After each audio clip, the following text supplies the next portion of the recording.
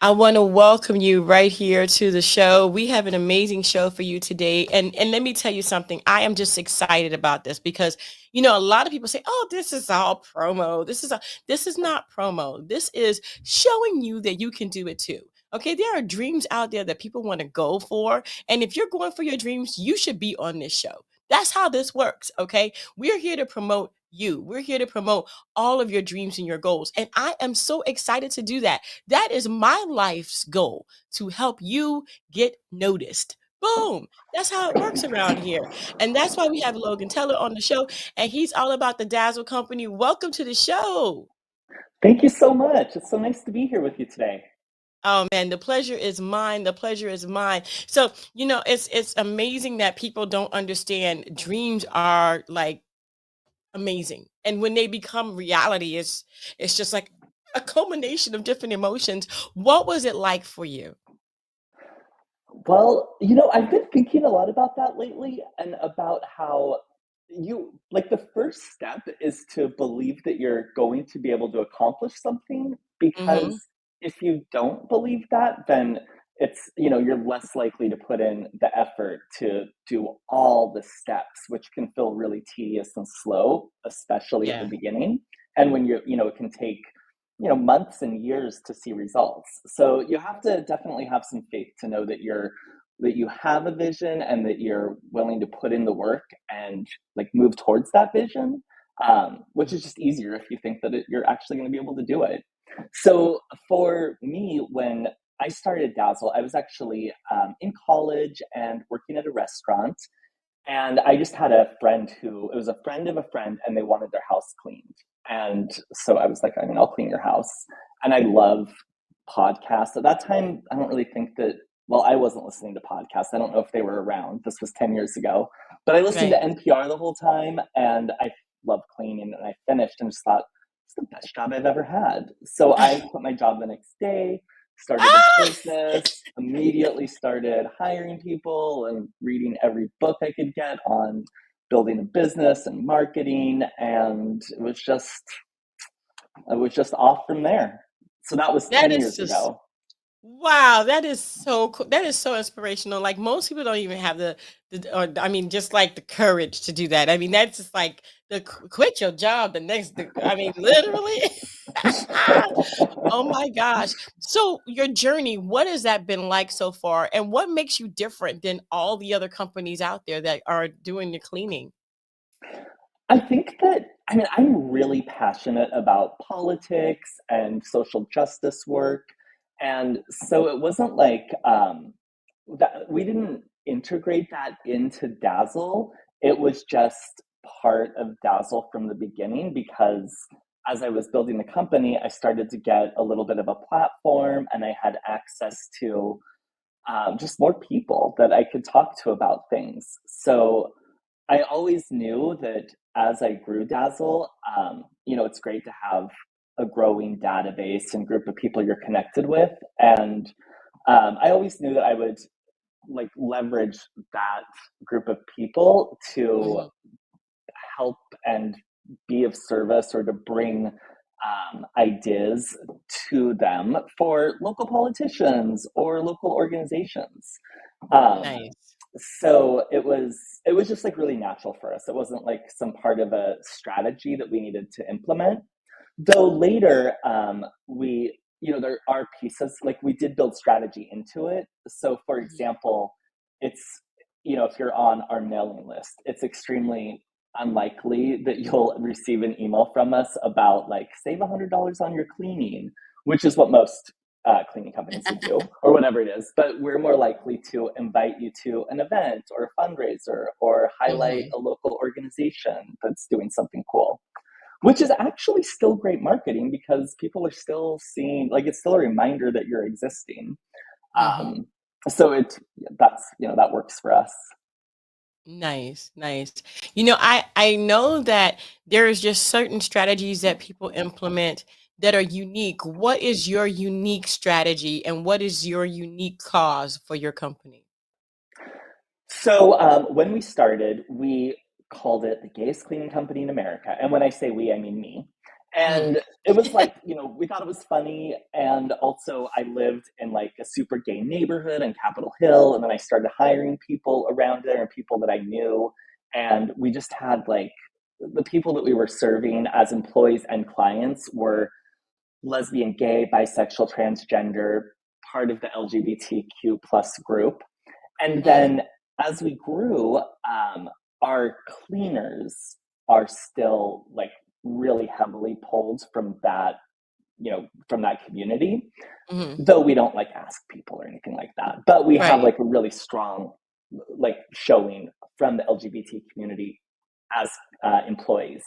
But Mhm. as we've grown, our client base has diversified a lot. So we don't have like, I mean, I don't know what percentage of our clients are part of the LGBTQ plus community, but I would guess it's maybe like a quarter. Mhm. Um, but we've like gained more diversity in other ways. For Right. example, we have, a huge tech sector in Seattle, and a lot of people that work in the tech sector are from other countries like India. So we have like tons of clients from India now, like first generation people. And so we get to, you know, be serving other groups of people and like a more broad based group of people as we've grown, but not just the LGBTQ community. Right, right. And I love that because a lot of people are saying, "Oh, you're heavily this, you're heavily that." No, you're heavily minded on your job, you're heavily minded on your company, and most of all, you're heavily minded on the people that you not only service, but the people that work for you. You want a great environment for people to feel comfortable. People are so like, oh, this, that, and the other. And I mean, I hate that, just get a group of people who love what they do and Yeah, do it. That's it. And do it. it, it's true. And when I started Dazzle, I really thought that getting clients was going to be what was hard, and that finding employees and having great employees was going to be the easier battle, which was just completely false. By far, the hardest part of the business is attracting, onboarding, training, and retaining people that are really great at their jobs. So our focus is on how to be an excellent employer and how to create an environment where people want to stay because employees Mhm. have a lot of options. It's not like, 40 years ago where people were going to get a job and stay at that job for decades, even if they didn't like the job. Now Yeah. people are super willing to try things out and switch jobs. And that is, if you know that, that's great. It just means that you have to hold yourself to a higher standard so that you can Yeah. keep those great people once you have them with you. Exactly, exactly. And like you said, it is not an easy thing to get, an employee that is wonderful. It's clients, they come and they go. They really do. And some stay, because they love your Hmm. services. But that's not the easiest. That's not, I'm sorry, that's one of the easier parts of it. It's the internal, that's the hard part of it all. What is it Absolutely. like? Yeah, what is it like? I mean, you quit your job the day after. That's like, what? Okay, so you quit your job the day after. What was it like to become what was it, a student, and all of a sudden now you're president and the owner of a company? What has that been like for you? Well, I mean, it was scary, Mhm. but also in the beginning, I was only responsible for myself, and like maybe a few clients. So there wasn't a huge amount of responsibility.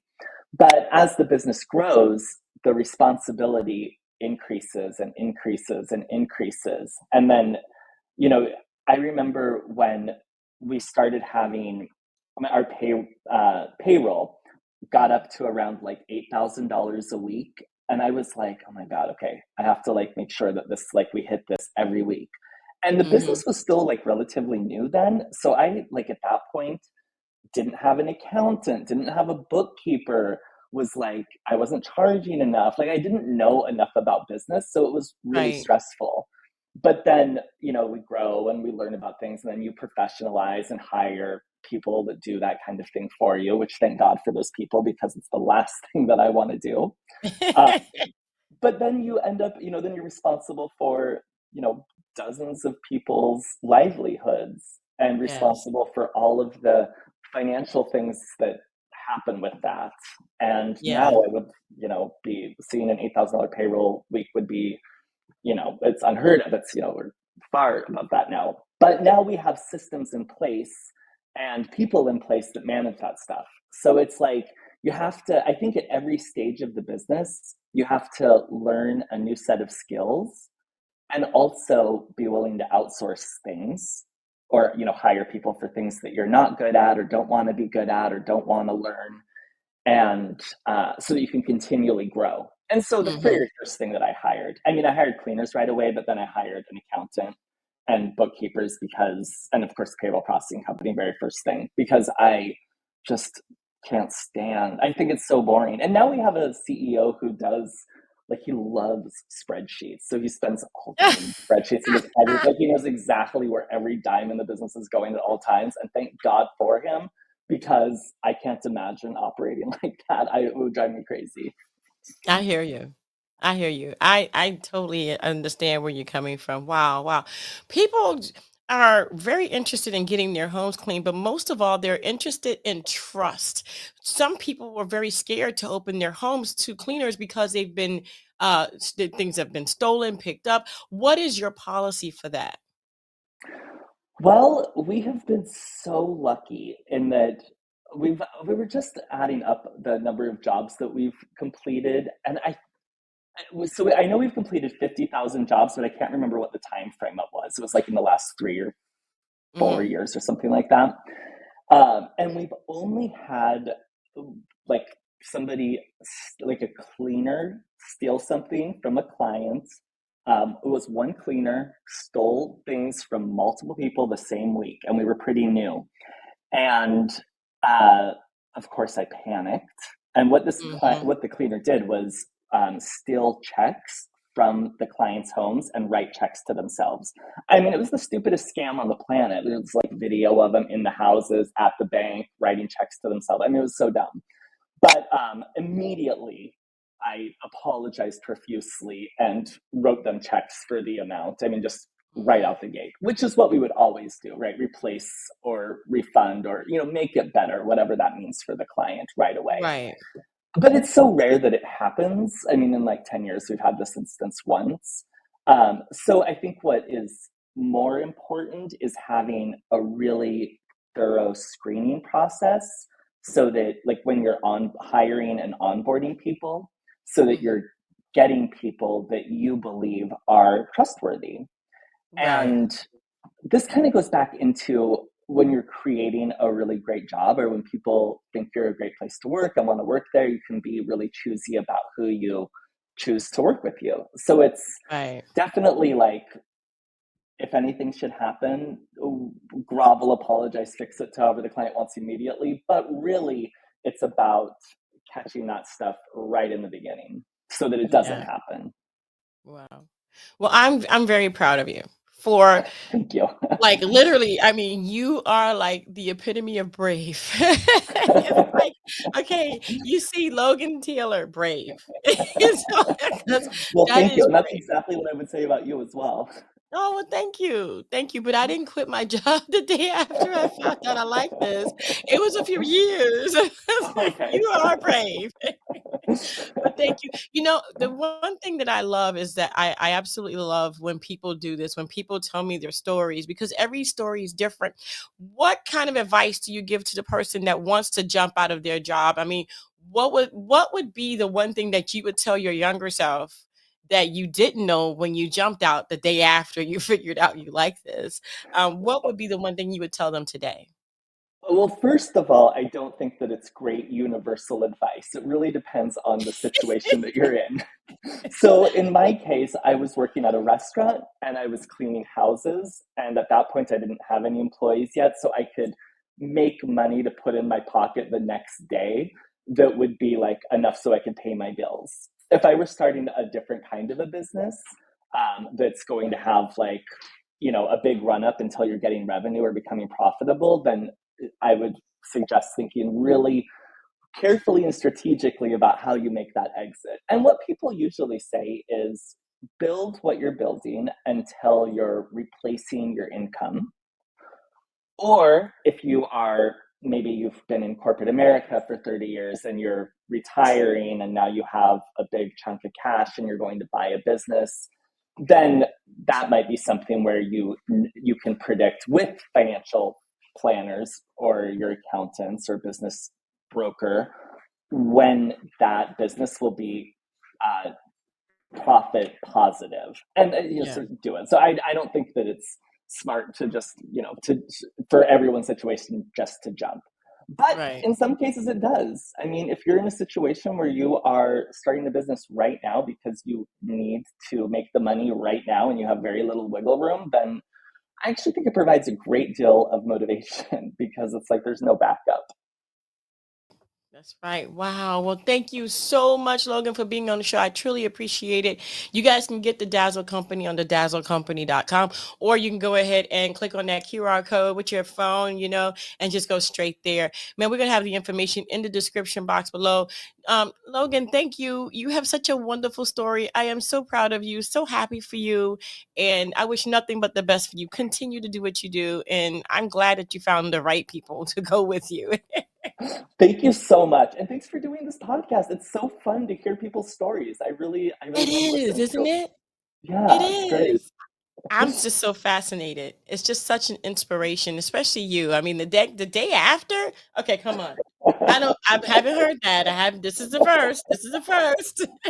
Well, it worked out in this case. It did. It did. Yeah, because there are so many cases where we don't know about that did not work out. I mean, I'm glad it worked Yeah, out for you.